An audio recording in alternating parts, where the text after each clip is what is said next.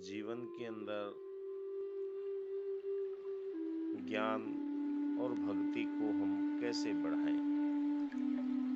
संत महात्माओं, सतगुरु जो हमें ज्ञान देता है, इस निराकार पारब्रह्म परमात्मा को पहचानने की एक युक्ति देता है कि ये परमात्मा अजर अमर अविनाशी और कण कण के अंदर मौजूद है। और इस परमात्मा को जानकर हमारे जीवन के अंदर से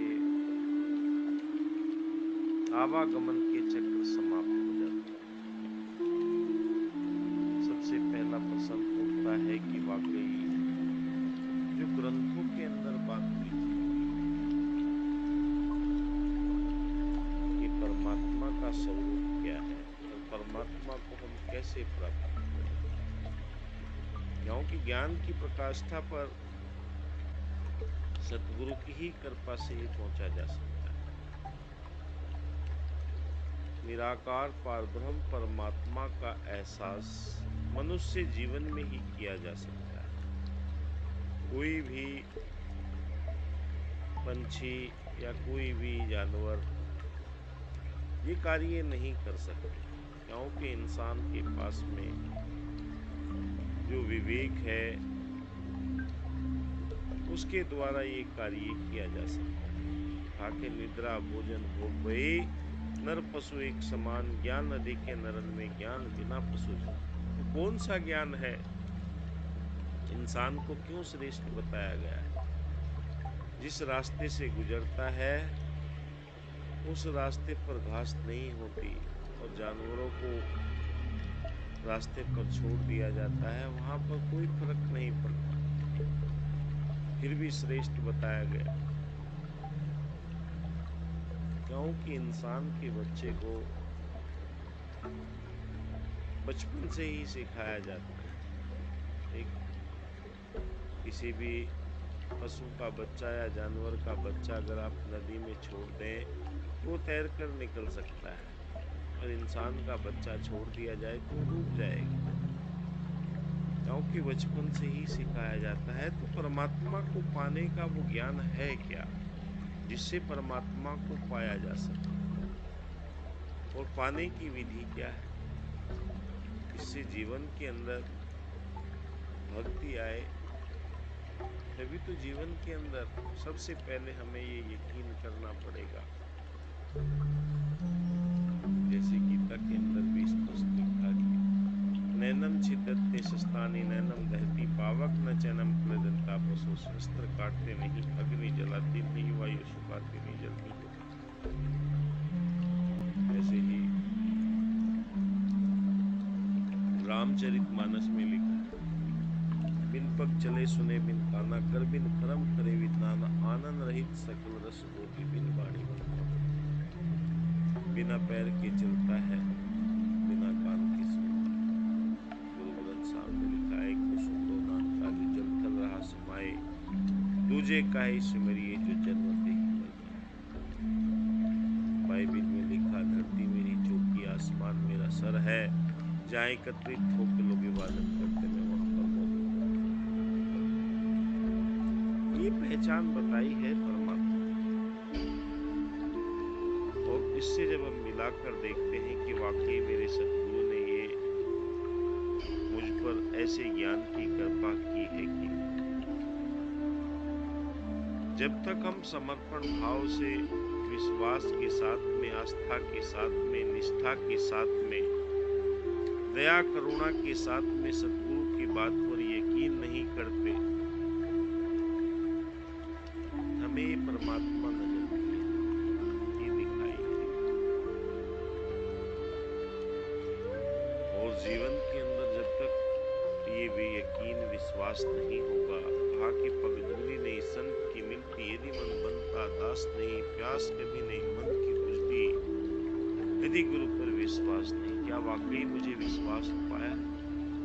संत महात्मा जो विचार करते हैं, चर्चा करते हैं, इस परमात्मा को पाने के बाद, पायो जी मैंने राम रतन धन पायो, मीरा जी अपने भाव को प्रस्तुत करती हैं कि मुझे मिल गया उससे पहले कहती थी कि अखियां हरि दर्शन की प्यासी, अखियां हरि दर्शन की प्यासी। ये परमात्मा की प्यास थी। और जब सतगुरु समय के रविदास जी के पास में पहुंची, तब उन्होंने उन्हें ज्ञान की बख्शीश की, ज्ञान की कृपा की, जीवन के अंदर रोशनी दे दी। तब कहा कि मुझे मिला। कबीर जी के भी बहुत सारे उदाहरण पढ़ते हैं कि जब तक न देखूं अपनी नैनी तब तक न मानूं गुरु की ज्ञानी। जब तक मैं देख न लूं तब तक मैं क्यों मानूं। लोग कहें कागज की देखी, मैं कहूं आंखन की देखी। इसका तात्पर्य यही है कि संतों महात्माओं सदगुरु इस परमात्मा का हमें बोध कराकर जीवन के अंदर भक्ति के भाव करते हैं। और वो भक्ति क्या है जो हमें निराकार पारब्रह्म परमात्मा के साथ में जुड़ने के बाद प्राप्त होती है। क्योंकि परमात्मा का जीवन के अंदर पदार्पण हो जाने से सत्यचित आनंद की अनुभूति होती है। सत्य तो ये है कि ये साथ में आनंद प्रदान कर देता है। भाई अगर आप सत्संग करते हैं, सत्संग के बाद में जीवन में आनंद नहीं आ रहा है, तो हमारा रिसीवर खराब है। जैसे टेलीविजन पर प्रोग्राम प्रसारित होते हैं, अब से पहले वो एंटीना लगाया जाता था, कभी दाएं हिलाते थे कभी बाएं हिलाते थे। आजकल तो वो समय नहीं कि भाई आ गया आवाज आ गई, फोटो आ गई।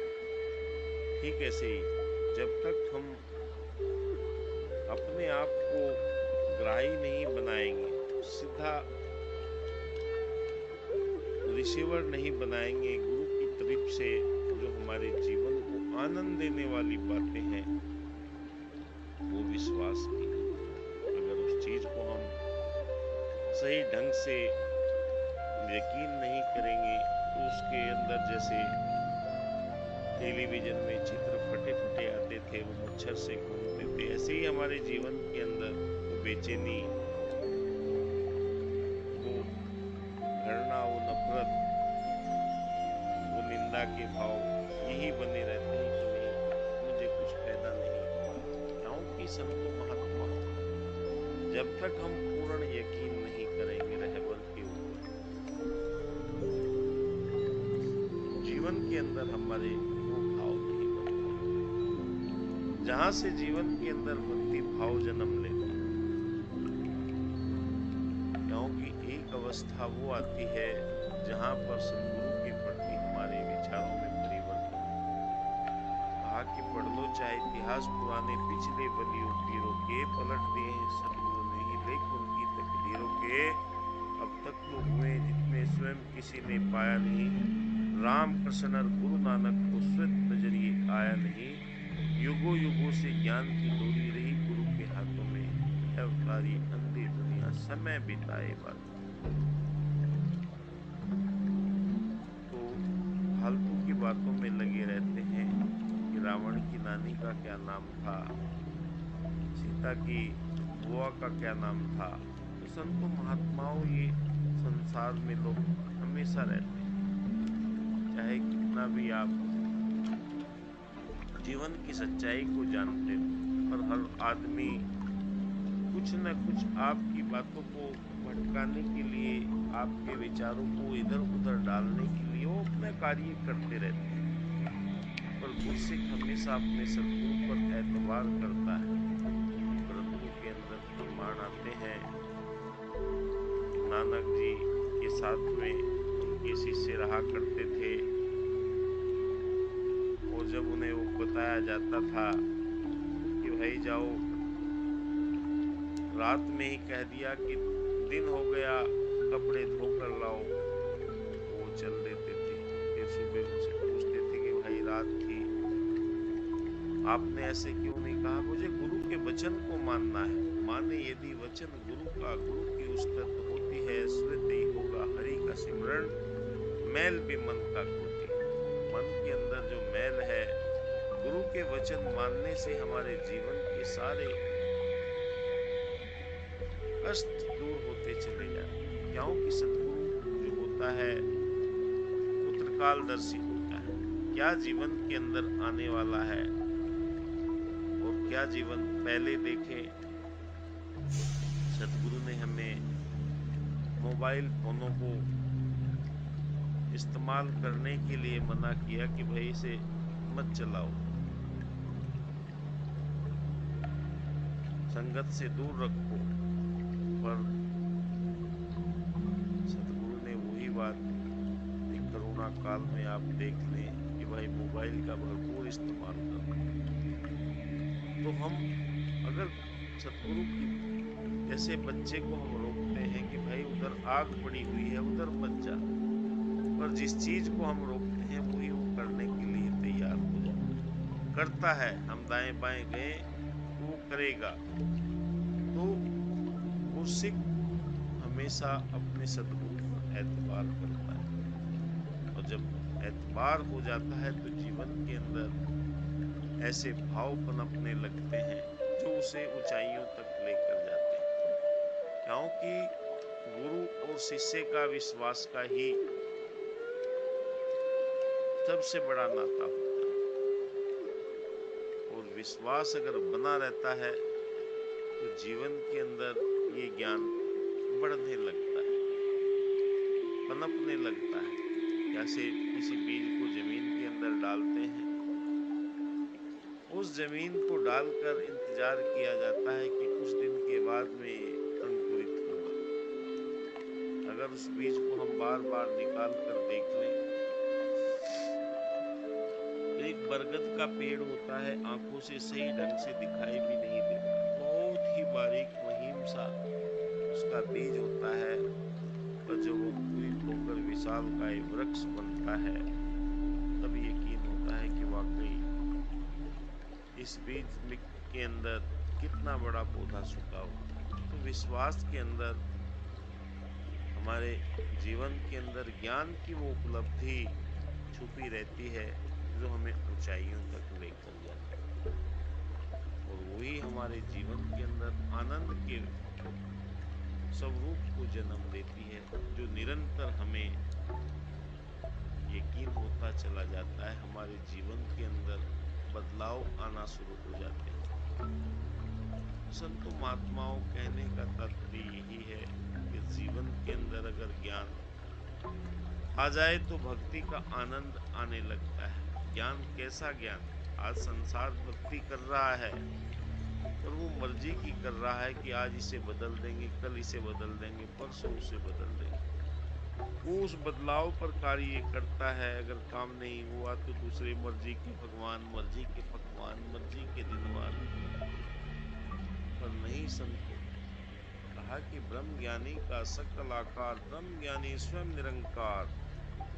जिसके पास में सतगुरु का दिया हुआ ये ज्ञान आ जाता है, वो स्वयं पारब्रह्म परमात्मा की संपूर्ण शक्तियों के साथ में संसार में विचरण करता है। और उस ज्ञान के द्वारा वो अपना जीवन तो संवारता ही है, दूसरों को भी रोशनी प्रदान करता है। चलता फिरता वो रोशन मीनार बन जाता है, जो दूसरों को भी रोशनी देता है, अपने आप तो अपने जीवन को गुजारता है। तो संतों महात्माओं ये भाव जीवन में कब पनप पाते हैं? जब हमें पूर्ण यकीन हो जाता है। कहा कि सजदे भी करें, सिकवे भी करें, ये भक्ति का दस्तूर नहीं। उधर तो मान भी रहे हैं और शिकायत भी कर रहे हैं कि मेरा ये काम नहीं हुआ, मेरा वो काम नहीं हुआ, मुझे ये नहीं मिला, मुझे वो नहीं मिला। संत महात्मा सबर सिदक में धारण करता चला जाता है। कहा कि गौधन, गजधन, काजधन और रतन धन खान, जब आए संतोष धन, सब धन धूरी समान। हे प्रभु तेरा लाख लाख शुक्र है। आप देख रहे हैं मेरा YouTube channel reiki power Ayurveda. आपका दिल की गहराई से मैं हार्दिक अभिनंदन करता हूं। मैं रेकी ग्रैंड मास्टर विकास बिहानिया आपके लिए अध्यात्म से संबंधित वीडियो लेकर आता हूं। आप लाइक करते हैं, सब्सक्राइब करते हैं, आपका पुनः मैं धन्यवाद करता हूं। जय हिंद,